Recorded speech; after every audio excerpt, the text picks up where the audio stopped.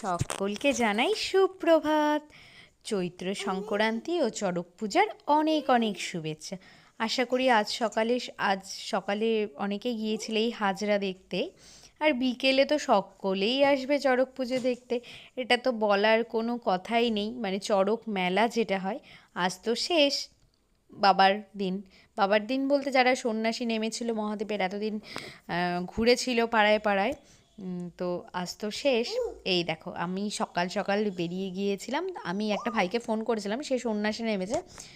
5:15টার দিকে আমাকে ফোন করে বললো 6টার সময় আসবে। আমি তো তড়িঘড়ি করে পান্তুকে আস্তে আস্তে মানে ও ঘুমিয়েছিল, ও আস্তে আস্তে করে ফটাফট রেডি হয়ে বেরিয়ে গেলাম। কিন্তু মাঠে ওখানে হাজরা পূজা হয়েছিল আর রাতে। আর এই দেখো সন্ন্যাসীরা সব আসছে, হাতে সব অস্ত্র ছিল। দেখে তো ভীষণ ভয় লাগছিল, তবে দেখারও একটা আনন্দ ছিল। সেই জন্য আমি দূর থেকেই ভিডিও করেছি। এর পরের ভিডিওগুলো ভালো করে দেখতে পাবে। এই দেখো গিয়ে কাদের সাথে মাঠে দেখা হয়ে গিয়েছিল, খুব ভালো লাগছিল একা একা থাকা।